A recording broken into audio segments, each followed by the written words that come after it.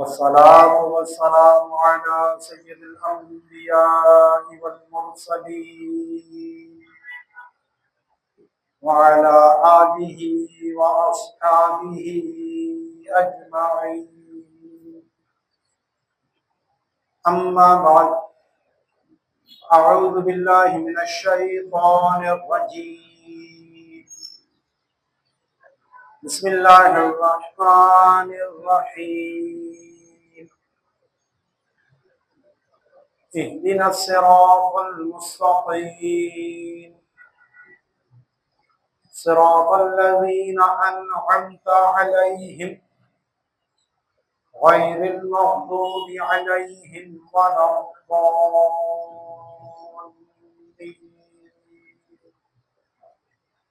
सदक़ल्लाहु मौलाना अज़ीम व बल्लगना रसूलुहुन नबियुल करीम व नहनु अला ज़ालिका मिनश शाहिदीन व शाकिरीन वल्हम्दुलिल्लाहि रब्बिल आलमीन।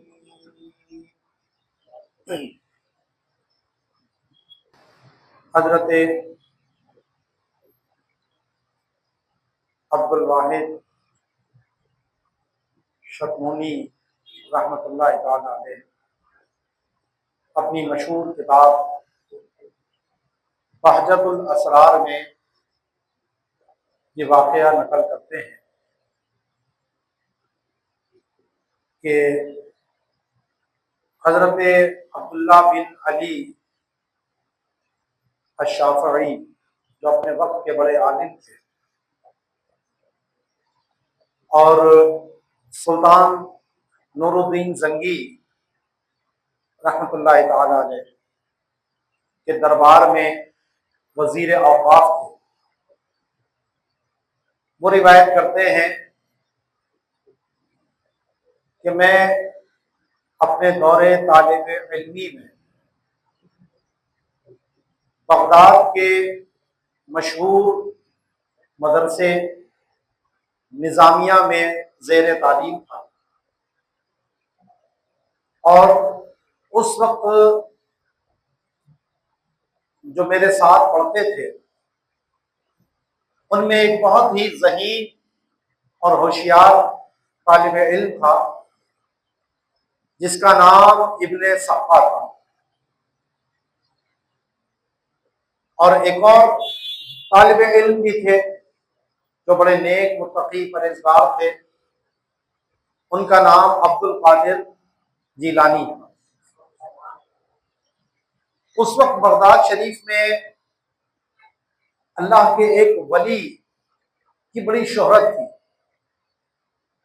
और वो बड़े बाकमाल और बाकरामत बुजुर्ग थे।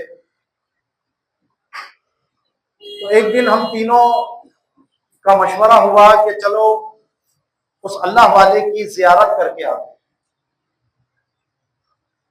तीनों ने हामी भर ली। तो इब्ने सक्का जो बड़ा होशियार था, बड़ा ज़हीन था, अपने इल्म पर उसको बड़ा नाज था, तो वो कहने लगा कि मैं उन बुजुर्ग के पास जाऊंगा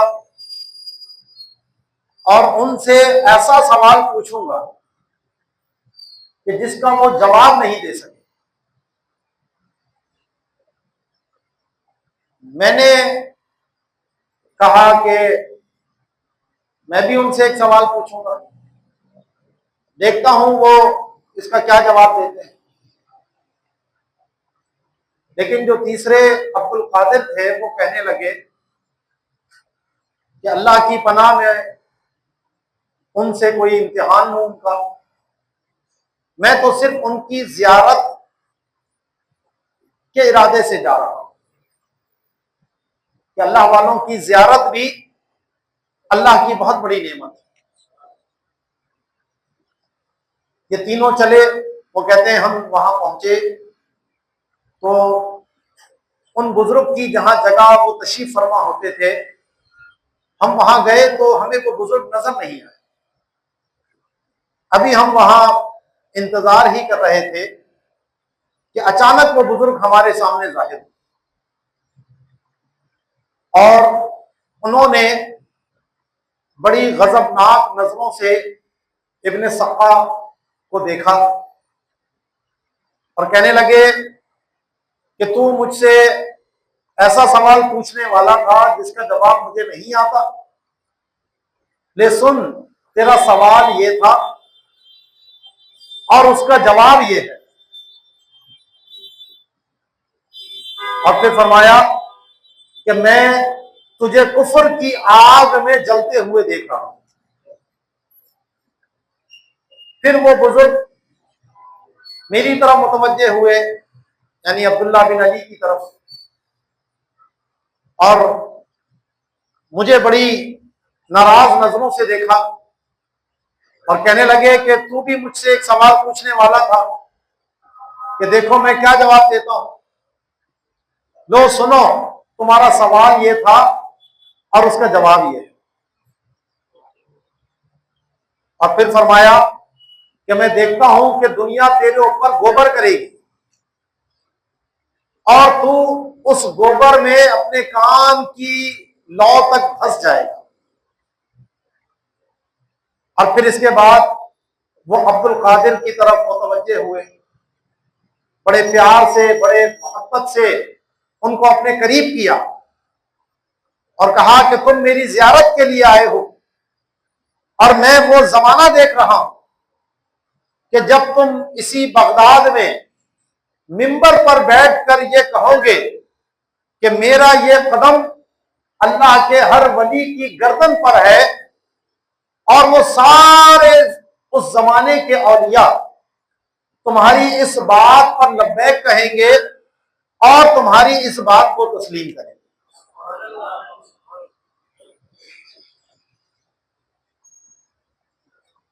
अब्दुल्ला बिन अली कहते हैं कि इब्ने सक्का का मामला यह हुआ कि वो पढ़ लिख कर बहुत बड़ा आलिम बन गया और एक बहुत बड़ा मुनाजिर वो हो गया, और हर एक से वो किसी भी मसले में जब मुनाजरा करता तो उसको कोई हरा नहीं सकता। उसने ईसाइयों के बादशाह को भी चैलेंज दिया कि तुम अपने पादरी जमा करो, मैं उनसे मुनाजरा करूं। बादशाह मजबूर हो गया, ये वहां गया और उन पादरियों को उसने कई मुनाजरों में शिकस्त दे दी।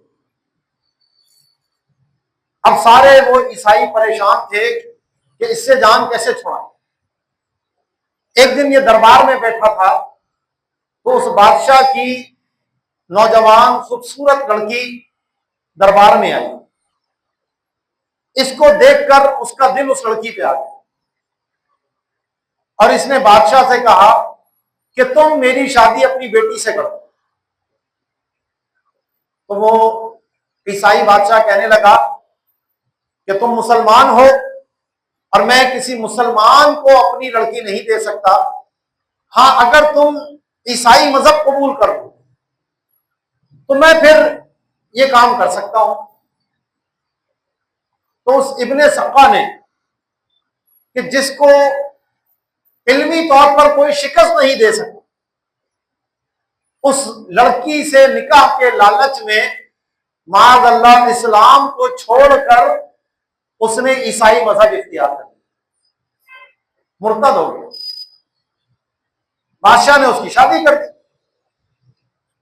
कुछ दिन के बाद ही उसके जिस्म में एक अजीब व गरीब बीमारी पैदा हुई। उसके बदन पे बड़े बड़े फोड़े निकल आए और उसके जिस्म से बड़ी गंदी बदबू आई। तो बादशाह ने उसको अपने महल से बाहर फेंक कर वीराने में डलवा दिया, क्योंकि कोई भी उसकी बदबू बर्दाश्त नहीं कर सकता। तो रावी कहते हैं, और एक दूसरी रिवायत में इस तरह है कि मैं जब उसके पास गया तो मैंने देखा कि उसके ऊपर मौत की कैफियत तारी थी। और मैंने उससे पूछा कि तू तो हाफिज कुरान था, अब तुझे कोई कुरान याद भी है या नहीं? तो वो एक आयत कहने लगा कि मुझे सिर्फ वो याद है, बाकी सब मैं भूल गया। तो वो कहते हैं कि मैंने उसका मुंह किबले की तरफ किया, लेकिन उसने अपना मुंह किबले से हटाकर दूसरी तरफ कर दिया। कहते हैं 2 मरतबा मैंने किया, लेकिन उसने दोनों मरतबा अपना मुंह किबले से फेर कर दूसरी तरफ किया, और इसी कुफर की हालत में और इसी बीमारी की हालत में उसने तड़प तड़प कर जान दे दी। दूसरा वो कहते हैं जहां तक मेरा मामला है तो मैंने भी बहुत मेहनत से इल्म हासिल किया, और इल्म हासिल करने के बाद मैं मुल्क शाम चला गया, तो वहां पर नूरुद्दीन जंगी रहमतुल्लाह ताला अलैह, उनके दरबार तक मेरी रसाई हुई। उन्होंने जब मेरा इल्म फजल देखा तो महकमा औकाफ का मुझे जिम्मेदार मुकर्रर कर दिया, और वो कहते हैं कि मुझ पर दुनिया बहुत ज्यादा आई, इतनी कसरत मुझ पर हुई कि वो उस बुजुर्ग ने जो कहा था कि आज मैं अपने आप को कानों तक उस दुनिया की दलदल में धंसा हुआ महसूस करता हूं। और जो तीसरा बुजुर्ग थे, तीसरे नौजवान थे उस वक्त, तो वो कहते हैं कि मैं खुद उस महफिल में मौजूद था कि जब आपके उस महफिल में बगदाद शरीफ के बड़े बड़े उलमा, बड़े बड़े सूफिया, उस वक्त के बड़े बड़े औलिया कामिलीन मौजूद थे, और वहां शेख अब्दुल कादिर जिलानी ने अपने बयान के दौरान ये कहा कि कदमी हाज़िही अला रक़बती कुल्ली वलिय्यिल्लाह, कि मेरा ये कदम अल्लाह के हर वली की गर्दन पर है। और जितने भी वहां पर हाजिरीन थे सब ने कहा कि आपका कदम हमारे सर पर और हमारी आंखों के ऊपर है। इस वाक़े में जहां हमें यह सबक मिलता है कि कभी भी किसी अल्लाह वाले का इम्तिहान नहीं लेना चाहिए। इसीलिए बुजुर्ग कहते हैं कि जब किसी आलिम के पास जाओ तो अपनी जबान संभाल कर जाओ।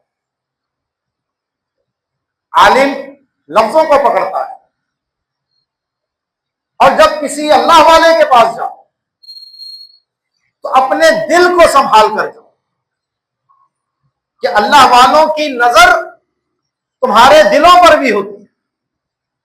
तो अगर कोई गलत ख्याल, कोई गलत मकसद लेकर जाओगे तो तुम्हें उसका अंजाम भुगतना पड़ सकता है। तो एक आलिम का भी इम्तिहान नहीं लेना चाहिए। बाद लोगों को ये शौक होता है ना कि किसी के बारे में सुने कि अच्छा भाई ये आलिम है, तो अच्छा मैं इससे सवाल पूछता हूं, देखो जवाब नहीं दे सकेगा। अब उनके आमतौर पर सवाल भी ऊट पटांग होते हैं। बताओ हजरत मूसा की वालिदा का नाम क्या था, बताओ फला चीज क्या थी। तो पहली बात तो यह है कि क्या अगर किसी को हजरत मूसा की वालिदा का नाम ना आता हो तो वो आलिम नहीं होगा? आलिम जिसको नमाज के मसाइल आते हों, रोजे के आते हों, ज़कात के आते हों, हज के आते हों, खरीदो फरोख्त के आते हों, निकाह तलाक के आते हों, वो आलिम है जो शरीयत का इल्म रखता हो। इस बात से शरीयत के इल्म का क्या ताल्लुक? तो जो जोहला होते हैं ना, वो कहते हैं बंदर के हाथ अदरक लगी तो वो अपने आप को पंसारी समझने लग जाता है। तो जो जाहिल आदमी होता है उसको कोई एक दो इल्म की बात पता चल जाए तो वो ये समझता है कि गोया के दुनिया का सबसे बड़ा आलिम है। और अब मेरा काम यह है कि ये जितने उलमा हैं इन सब को जाहिल साबित करो, क्योंकि ये जाहिल साबित हो जाएंगे तो इसका मतलब होगा कि मैं बहुत बड़ा आलिम हो गया। तो ऐसे जोहला का जवाब सिर्फ एक ही होता है जो कुरान पाक में बयान किया कि इज़ा खातबहुमुल जाहिलूना क़ालू सलामा, क्योंकि जाहिलों से मत्था जनी जब भी करोगे तो उनसे तुम जीत नहीं सकते। इमाम शाफई रहमतुल्लाह अलैह मुज्तहिद है, कहते हैं जब भी किसी आलिम से मेरी गुफ्तगू हुई तो मैं उस पर गालिब आ गया, लेकिन जब किसी जाहिल से मैंने गुफ्तगू की तो मेरे इल्म की उसको समझ कहां से, तो वो जाहिल मुझ पर गालिब आ। इसीलिए जोहला से कभी भी झगड़ने की जरूरत नहीं हो, उनको सिर्फ इतना कहो हाँ भाई आप बड़े बाप के हम छोटे बाप, आप बहुत बड़े आलिम हैं, आपको किसने कहा कि हम आलिम हैं, हम तो दीन के तालिबे इल्म हैं, हम तो सीख रहे हैं, माशाल्लाह आप तो बहुत बड़े आलिम दीन है। इसके अलावा कोई और हल नहीं, क्योंकि जब आपने जाहिल से बहस करोगे तो आपने हमेशा हार जाना।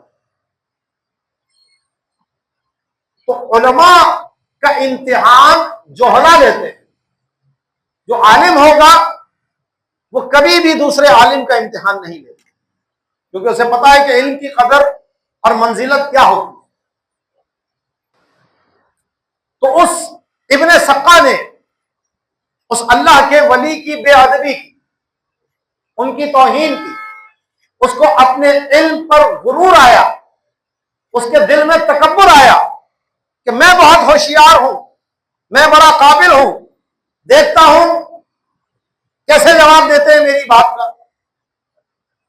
तो उस बेअदबी का अंजाम इतना खतरनाक हुआ कि इल्म के बावजूद, इतना बड़ा मुनाजिर होने के बावजूद आखिर में जहन्नम और कुत्ते की मौत मारा गया। तो अल्लाह वालों से दुश्मनी बड़ी महंगी पड़ती है, और क्यों ना हो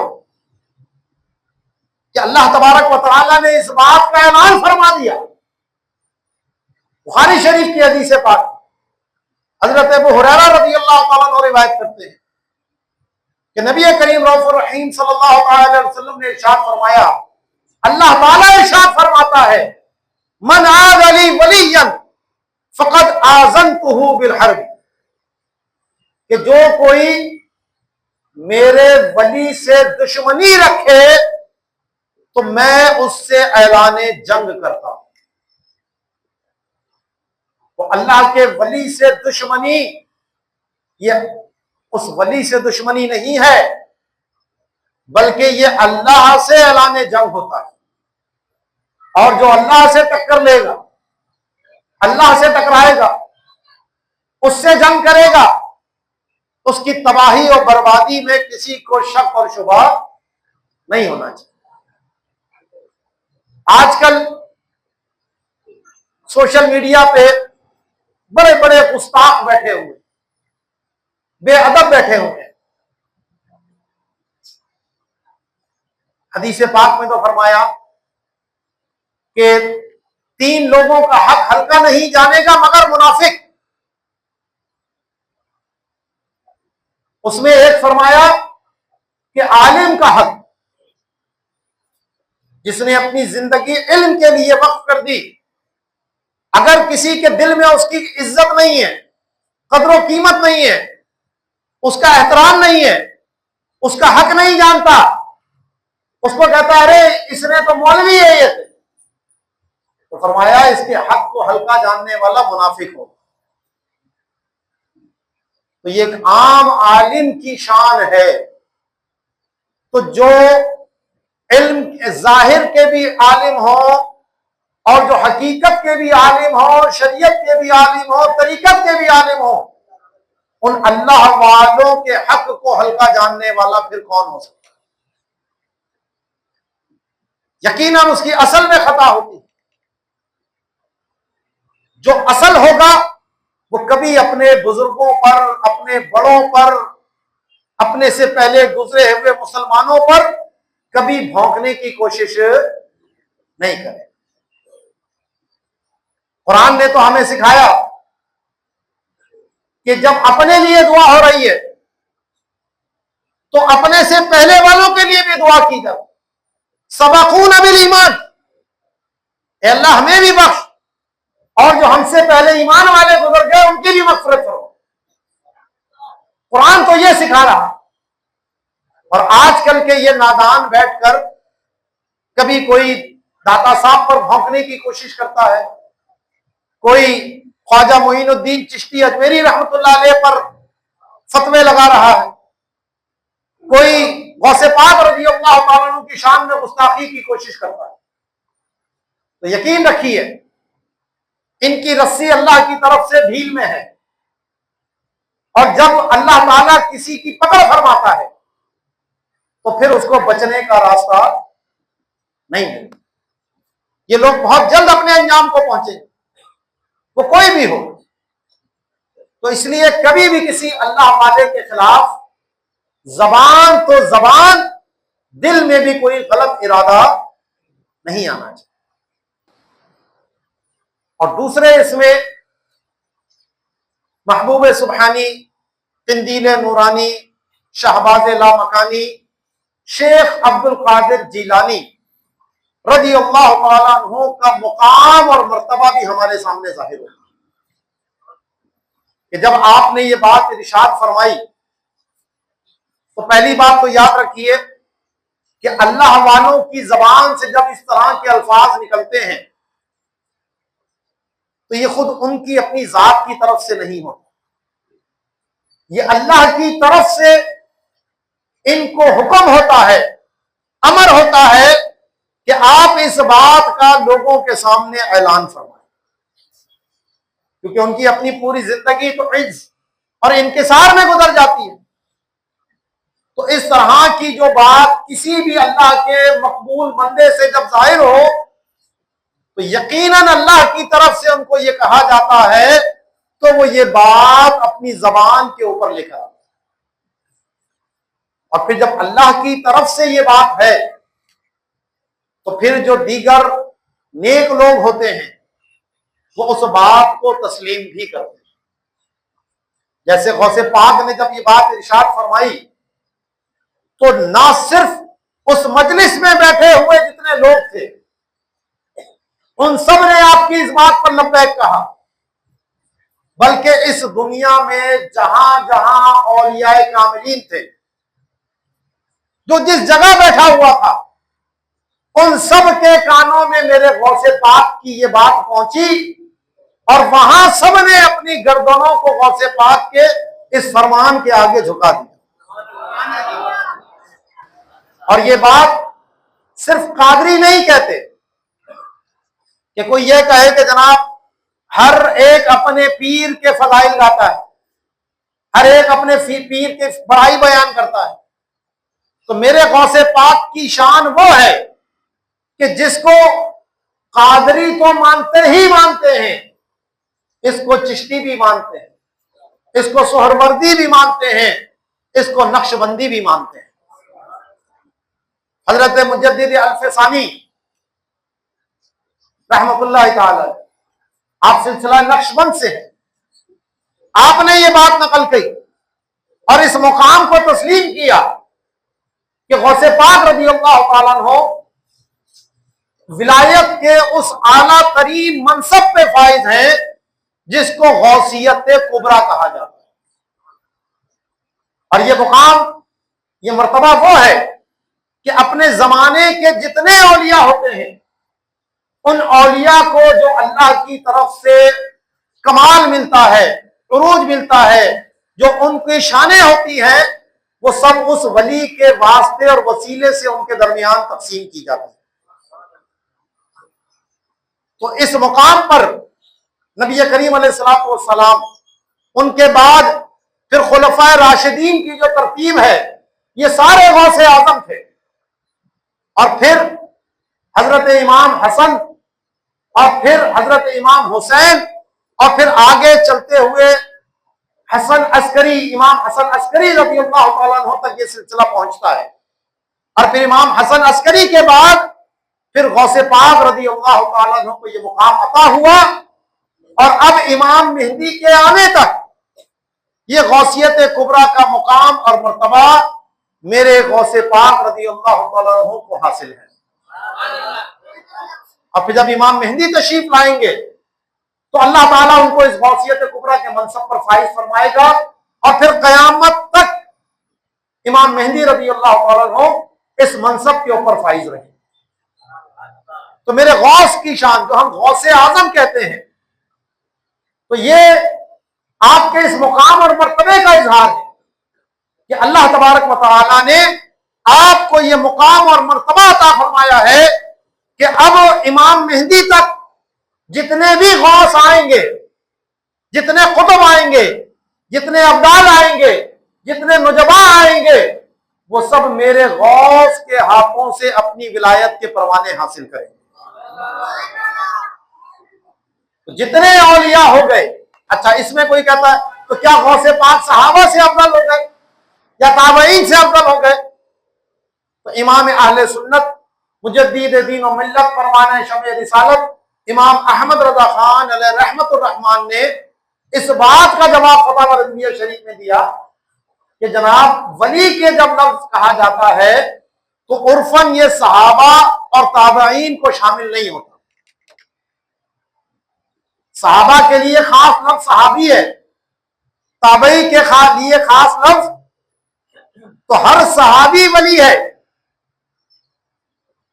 तो इसलिए जब गौसे पाक ने यह फरमाया कि मेरा यह कदम अल्लाह के हर वली की गर्दन पर है, तो इससे माकबल वाले मुराद नहीं है, बल्कि आपके जमाने वाले और आपके जमाने से लेकर जो बाद में अब कयामत तक आएंगे, मेरे गौसे पाक का फरमान उनके लिए है। और जो माकबल गुजर गए और जो मां बाद आए, वो सब मेरे गौस का अदब अपने दिल में रखते हैं। तो गौसे पाक रज़ी अल्लाह तआला अन्हु को अल्लाह ने ये शान जो अता की, ये मुकाम जो अता किया है, ये सिर्फ अल्लाह का फजल है। क्योंकि अफजलियत का मयार ये अल्लाह की अता है। जिसको जितना ज्यादा अल्लाह का कुर्ब हासिल होता है, उतना ज्यादा उसका मुकाम अल्लाह की बारगाह में बुलंद होता जाता है। तो मेरे गौस का मुकाम और मर्तबा अल्लाह की बारगाह में बहुत ही बुलंद वाला है। और गौसे पाक रज़ी अल्लाह तआला अन्हु जो विलायत के इस ऊंचे मनसब तक पहुंचे, तो आपकी अगर हम पूरी जिंदगी को उठाकर देखें, पैदाइश से लेकर आपके इंतकाल तक, आपकी उम्र मुबारक 91 साल, 90 और 1 91 ईयर्स, इस पूरी जिंदगी को अगर हम देखें तो शरीयत का दामन आपने ऐसे मजबूती से थामा और इस दीन इस्लाम की वो खिदमत की कि आपका लक़ब मुहियुद्दीन अल्लाह की तरफ से आपको अता किया गया। मुहियुद्दीन का माना है दीन को जिंदा करने वाले, और ये मेरे गौसे पाक की शान। 18 साल की उम्र में आप अपने शहर जीलान को छोड़कर बगदाद आए थे इल्म दीन हासिल करने के लिए, अपनी वालिदा माजिदा को छोड़कर, और फिर 8 साल इसी मदरसा निजामिया में आपने इल्म दीन हासिल किया। और अपने वक्त के बड़े बड़े जो उलमा थे, मशाइख थे, आपने उनसे सोहबत हासिल की, उनसे इल्म सीखा, कुरान का, हदीस का, तफसीर का, फिक्र का, उसूल फिक्र का, तजवीद का, क़िराअत का, इख्तिलाफ आइम्मा का, जो उस वक्त आलिम बनने के लिए जो जरूरी उलूम थे, मेरे गौसे पाक ने वो सारे उलूम भी हासिल किए, बल्कि ऐसे हासिल किए कि अपने जमाने के उलमा में आप सबसे ऊपर मुकाम के ऊपर मौजूद थे।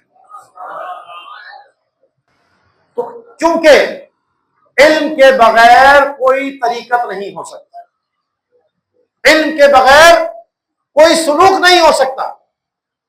अल्लाह ताला किसी जाहिल को अपना वली नहीं बनाता, यह उसूल हमेशा याद रखिए। कोई जो इल्म से जाहिल हो, शरीयत का इल्म उसको ना आता हो, वो कभी अल्लाह का वली नहीं हो सकता।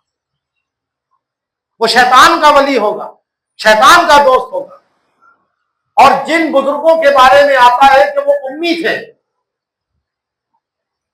बज़ाहिर उन्होंने किसी उस्ताद के पास बैठ कर नहीं पढ़ा, तो अल्लाह तबारक व तआला उनको अपनी विलायत अता करने से पहले इल्म लदुन्नी के जरिए इल्म के दरवाजे उन पर खोल देता है, और फिर वो उनका मुकाम होता है कि अपने वक्त के बड़े बड़े उलमा उनसे इल्म सीखने के लिए उनके दरवाजे पर आते जाते हैं।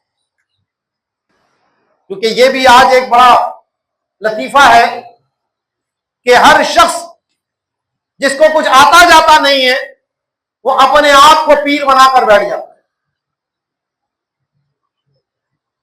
नाइब मुफ्ती आजम हिंद शारे बुखारी अल्लामा शरीफुल अकमजदी रहमतुल्लाह ताला अलैह लिखते हैं कि लोगों ने देखा जनाब कि सबसे आसान धंधा इस वक्त ये पीरी मुरीदी का है, जिसमें कुछ करने की जरूरत नहीं, कोई डिग्री नहीं चाहिए, कोई क्वालिफिकेशन नहीं चाहिए, बस बैठ गए और अल्लाहू अल्लाहू करना शुरू किया। दो चार जाहिल मुरीद अपने साथ घुमाए और उन्होंने झूठी करामतें लोगों में बयान करना शुरू कर दी कि कुछ और नहीं आता, चलो यही करो। हालांकि ये वो मुकाम है पीरी मुरीदी का कि जिसकी मंजिलें बहुत दुश्वार हैं। अगर कोई हकीकी पीर बनेगा तो उसके लिए बहुत सारी पहले मंजिलें अबूर कर कर उसको इस मुकाम तक पहुंचना होगा। और आज हमारा हाल यह है कि हम ये नहीं देखते कि भाई ये जो पीर बन के बैठा है ये यहां तक कैसे पहुंच गया, इसका कोई आगे मुझ पीर है कि नहीं है, कहां से इसने इल्म दीन सीखा, इसको नमाज के मसाइल तक नहीं आते तो ये शरीयत और तरीकत के मसाइल हमें क्या बताएगा। अच्छा, बहुत से क्या है, ओ जी इल्म लदुन्नी आ गया इनके पास, अल्लाह ने अता कर दिया। तो इल्म लदुन्नी का हाल यह होता है कि कुरान पाक की एक सूरत इनको आगे नमाज के लिए खड़ा कर दो तो कुल हुवल्लाहु अहद भी सही से पढ़ के नहीं सुना सकते। तो अल्लाह जिनको इल्म लदुन्नी अता करता है, तो जो लोग अपने कसब के जरिए इल्म सीखते हैं उनका मुकाम उन कसब वालों से आगे बढ़ जाता है। उनकी शान तो वो हो जाती है कि वक्त के बड़े बड़े उलमा, बड़े बड़े मुहद्दिसीन उनकी शागिर्दी इख्तियार करने में अपने लिए शर्त समझते हैं। और इन जाहिलों का हाल ये होता है कि इन्हें दीन का कोई अता पता नहीं और वो अपने आप को पीर बनाकर बैठे हुए होंगे। तो मेरे गौसे पाक रज़ी अल्लाह तआला अन्हु ने सबसे पहले इल्म दीन को सीखा। 8 साल तक बाकायदा आपने इल्म दीन सीखा। फिर उसके बाद आप रियाजात और मुजाहिदात की तरफ मुतवज्जे। कैसी रियाजत की, कैसी चिल्ला कशी की कि 25 साल तक आप इराक के जंगलों में रियाजात और मुजाहिदात और चिल्ला कशी के अंदर मसरूफ रहे और रब ताला की कुर्बत को हासिल करने में लगे रहे। 25 साल। यहां एक और बात भी बता दूं, एक है जो सूफिया कराम या औलिया कराम सुलूक की मनाजिल तय करने के लिए चिल्ला कशी किया करते थे। आजकल ये पीरी मुरीदी जो सुलूक की है वो तो है ही नहीं। कुछ आमिल हजरात कुछ चिल्ले करवाते हैं, हिजबुल बहर का चिल्ला है तो दलाइलुल खैरात शरीफ का चिल्ला है तो फला और किसी वजीफे का चिल्ला। ये जो चिल्ला होता है ये आमिल हजरात अपनी अमलियात में तासीर बढ़ाने के लिए करते हैं। इसकी ज़कात निकाली जाएगी, यूं करा जाएगा, ऐसा किया जाएगा। इसका उस चिल्ला कशी से कोई ताल्लुक नहीं है जो सूफिया कराम सुलूक की मनाजिल तय करने के लिए किया करते थे। क्योंकि उनका मकसद सिर्फ अल्लाह की रिजा को हासिल करना होता था, वो कुर्बे खुदाबंदी के लिए करीब जाने के लिए, और वो भी अपने पीर जो सुलूक का पीर होता था उसके कहने के ऊपर ये चिल्ला कशी किया करते थे। तो आज बाद लोग ये समझने बैठ गए कि जनाब हमने अगर ये चिल्ला कर लिया तो हम गोया अल्लाह के वली बन गए, हमारे पास विलायत का परवाना आ गया। तो अगर इतना ही आसान होता तो आज हर शख्स अल्लाह का वली बन के घूम रहा होता। तो मेरे गौसे पाक रज़ी अल्लाह तआला अन्हु ने चिल्ला कशी की थी 25 साल तक, और किस हाल में की कि खाने को नहीं होता। 20-20 दिन के फाके मेरे गौसे पाक ने किए, 20-20 दिन। आप फरमाते हैं कि ऐसी मैंने रियाजात की, ऐसे मैंने मुजाहिदात किए कि अगर वो पहाड़ के ऊपर डाले जाए तो पहाड़ रेजा रेजा हो जाए। और ये राह बड़ी कठिन है, इस राह में शैतान तरह तरह से हमले करता है।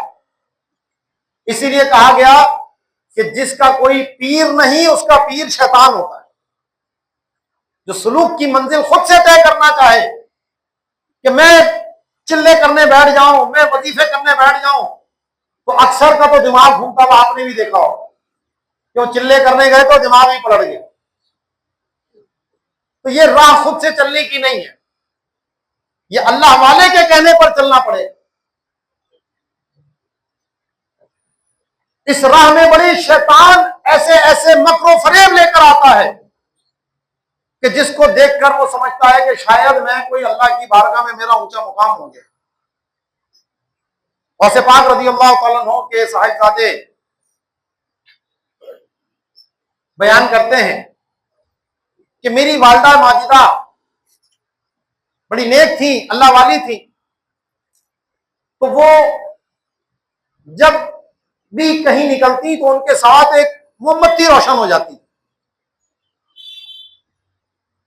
हम सब समझते थे कि ये तो उनकी करामत है। तो गौसे पाक रज़ी अल्लाह तआला अन्हु जब घर के अंदर आए और उस मोमबत्ती को देखा तो आपने फूंक मार कर उसको बुझा दिया और कहा यह शैतान की तरफ से थी। सब उसको समझ रहे थे कि ये कोई करामत है। गौसे पाक ने फरमाया, क्योंकि आपकी निगाह देख रही थी, तो फरमाया ये शैतान की तरफ से थी और शैतान इसके जरिए तुम्हें बहका रहा। और फिर गौसे पाक रज़ी अल्लाह तआला अन्हु ने एक नूर उनके साथ किया कि जहां भी वो जाती थी वो नूर उनके साथ साथ चलता था। तो गौसे पाक रज़ी अल्लाह तआला अन्हु कहते हैं कि जब मैं रियाजात और मुजाहिदात करता था तो तरह तरह से शयातीन और जिन्नात मुझे आकर डराते थे, मुझे खौफजदा करने की कोशिश करते थे कि तू भाग जा यहां से। लेकिन अल्लाह ताला की अता से मैं उन सब का मुकाबला करता। तो जब मैं उनके पीछे भागता तो वो आगे आगे भाग जाते थे। एक दिन एक शैतान मेरे पास आ गया, कहने लगा चला जा यहां से वरना हम तुझे तबाह कर देंगे। तो गौसे पाक कहते हैं मैंने उसको एक थप्पड़ दिया घुमाकर और उसकी तरफ मैंने एक जलाली निगाह डाली तो वो जलकर वहीं पर खाक हो गया। तो मेरे गौस से शयातीन भी डरा करते थे।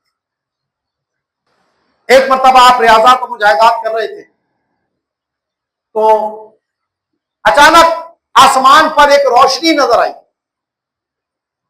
और उस रोशनी से आवाज आई, ए अब्दुल कादिर, मैं तुझसे बहुत खुश हूं, मैं तेरा रब हूं और जा आज से मैंने सारी चीजें तेरे लिए हलाल कर दी। तो गौसे पाक रज़ी अल्लाह तआला अन्हु ने फौरन ला हौल शरीफ पढ़ी और कहा, ए शैतान, मैं तुझे पहचान गया, तेरा ये दाव मुझ पर नहीं चलेगा। जैसे ही आपने ये कहा तो वो रोशनी एकदम अंधेरे में तब्दील हो गई और उस अंधेरे में से आवाज आई, ए अब्दुल कादिर, मैंने अपने इस हरबे के जरिए 70 से ज्यादा औलिया को गुमराह कर दिया, लेकिन आज तुझे तेरे इल्म ने बचा दिया। तो गौसे पाक रज़ी अल्लाह तआला ने फरमाया, ओ मरदूद जाते जाते भी वार करता है, मुझे मेरे इल्म ने नहीं मेरे रब के फजल ने बचाया।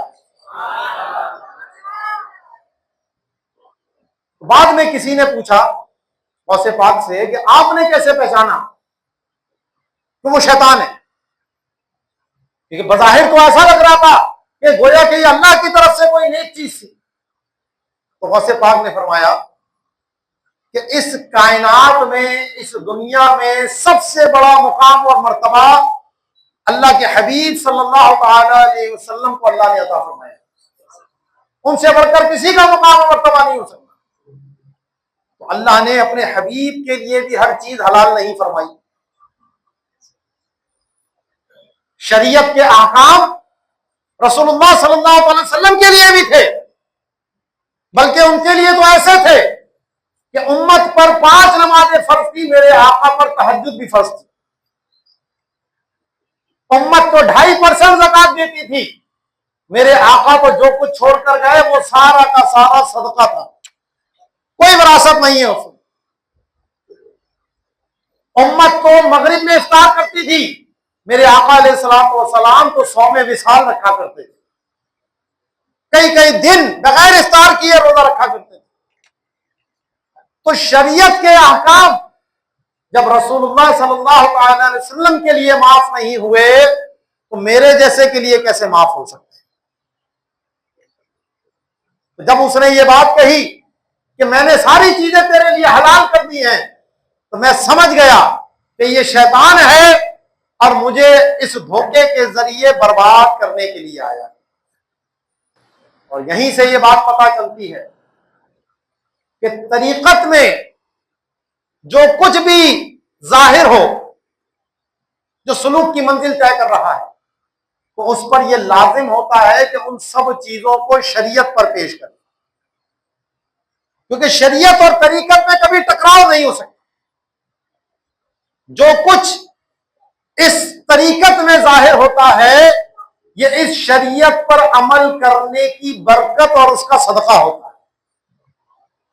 इसलिए वहां जो कुछ भी जाहिर होगा उसको शरीयत पर पेश करके चेक करो, अगर शरीयत के मुताबिक है तो अल्लाह की तरफ से है, और अगर शरीयत के खिलाफ है तो समझ जाओ कि वो शैतान का धोखा है, वो शैतान का इस्तिद्राज है, और ये अल्लाह की तरफ से नहीं है। क्योंकि जो शरीयत से टकरा जाए वो कभी भी अल्लाह की तरफ से नहीं हो सकता, क्योंकि शरीयत वो मयार है, वो कसौटी है, वो पैमाना है कि जिस पर हर चीज को परखा जाएगा, हर चीज को तोला जाएगा, हर चीज की जांच की जाएगी।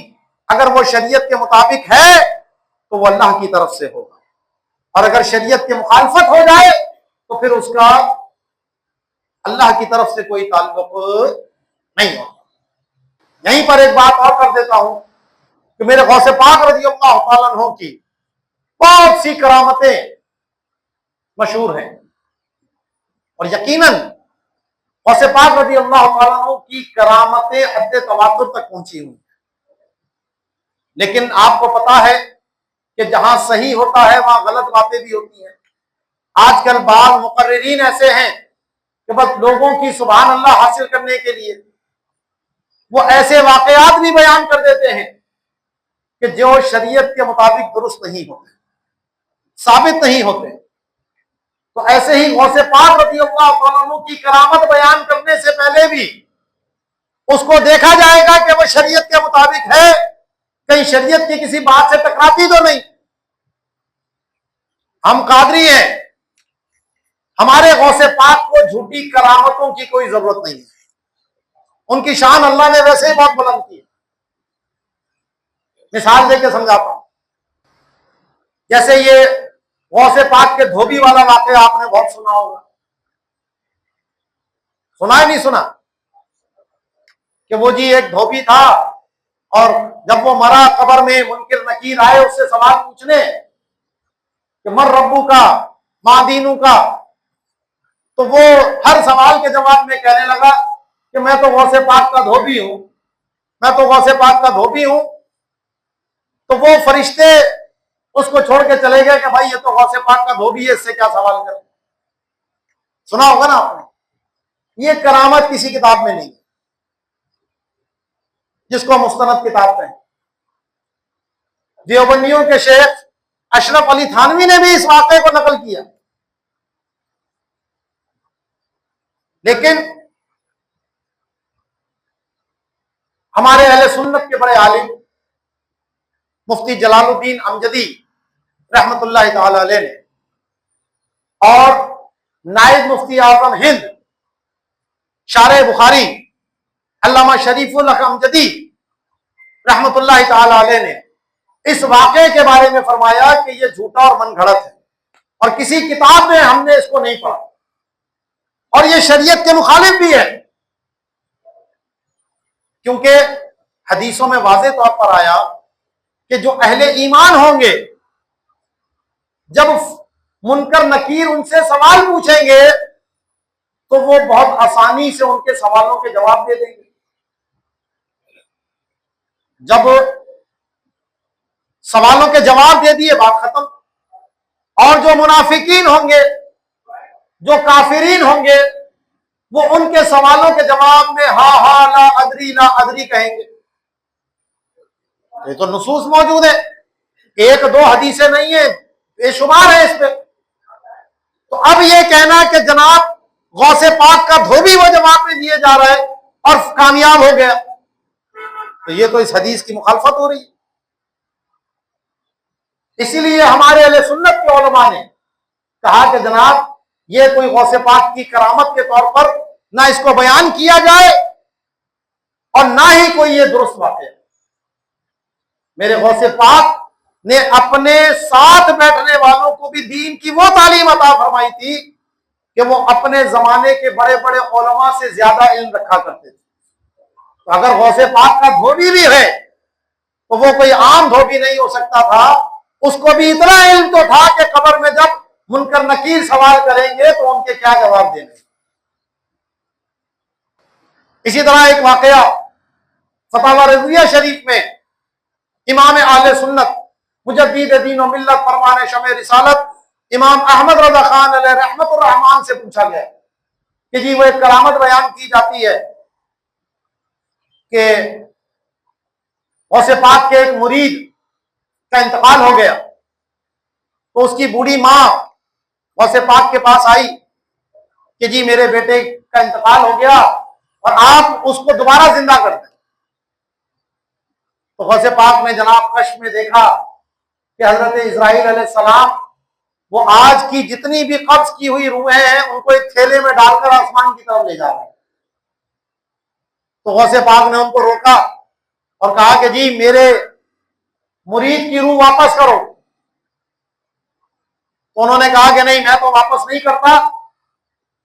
तो गौसे पाक ने वो थैला छीन कर सारी रूहें आजाद कर दी और वो सारे जो है वो दोबारा जिंदा हो। और बात तो ये वाकया भी सुनाते हैं इसमें कि गौसे पाक ने जलाल में आकर हजरत इस्राइल को थप्पड़ मारा जिससे उनकी आंख निकल गई। तो आला हज़रत से पूछा कि ये वाकया किस किताब में है और ये दुरुस्त है या नहीं। तो इमाम अहले सुन्नत फरमाते हैं कि ये झूठा और मनगढ़ंत है और ये किसी शैतान ने घड़ा है। क्यों? क्योंकि हजरत इस्राइल अलैहिस्सलाम रसूल मलाइका में से हैं, फरिश्तों के रसूल हैं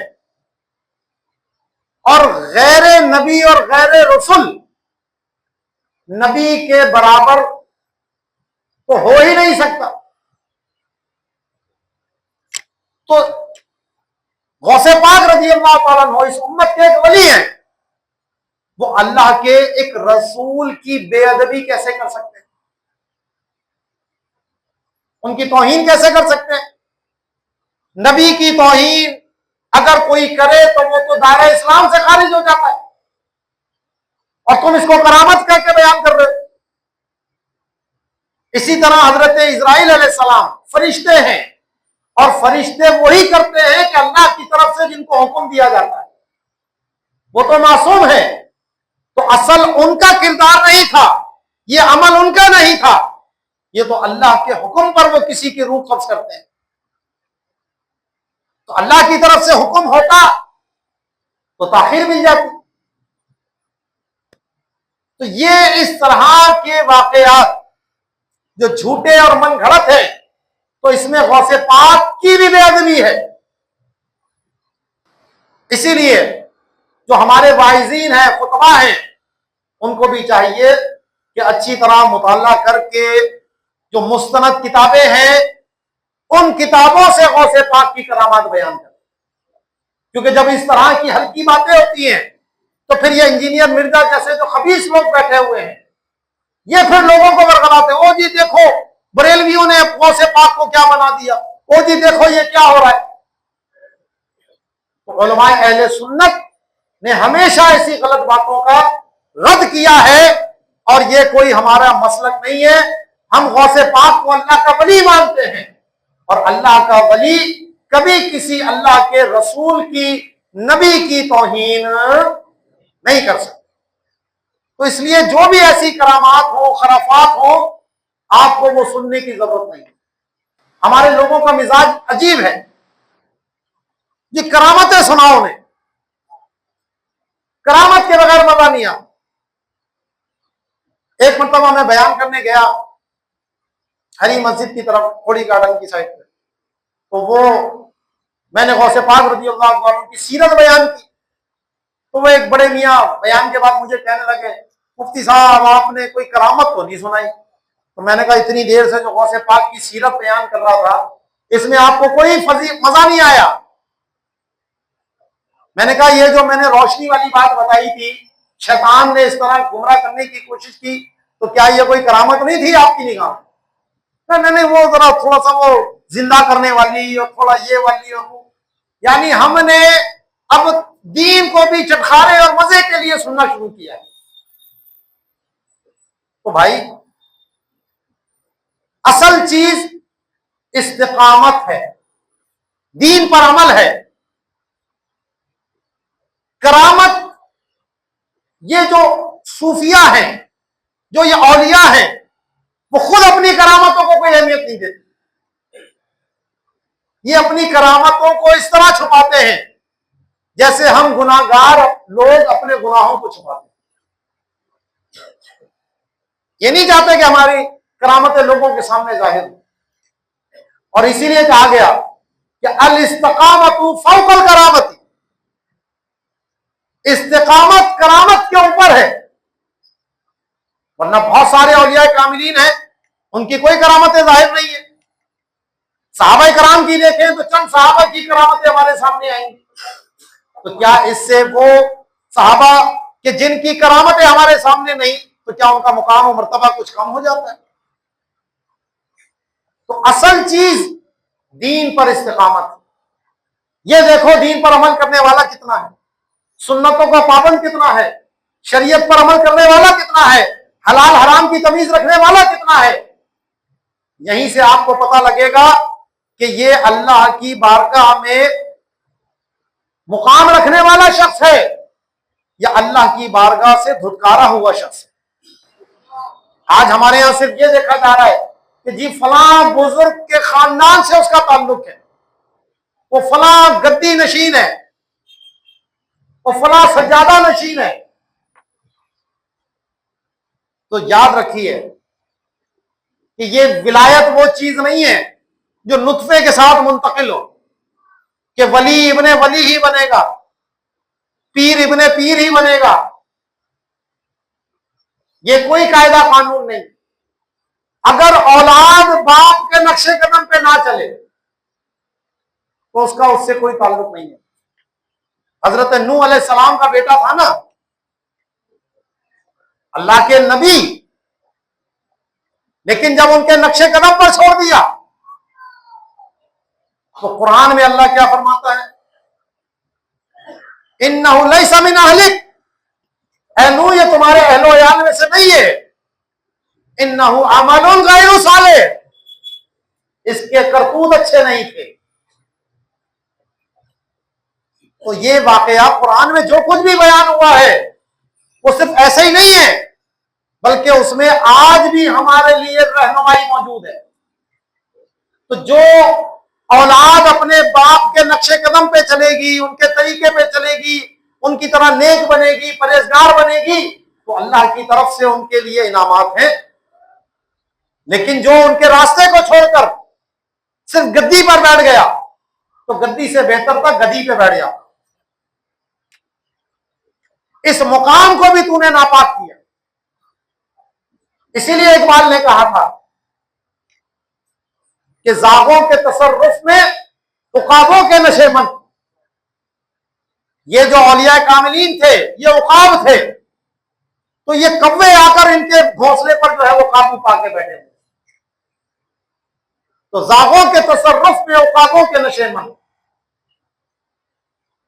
तो ऐसे सज्जादा नशीन कि जो शरीयत के पाबंद ना हो, दीन के पाबंद ना हो, भले वो कितनी बड़ी ऊंची गति हो, भले अपने नाम के साथ वो कितने अलकाब लगाता हो, ना उसकी बैत जायज है, ना इससे निस्बत रखना ना दुनिया में कोई फायदा देगा और ना आखिरत में कोई फायदा देगा, क्योंकि ये तो खुद वहां लाइन में लगे हुए होंगे।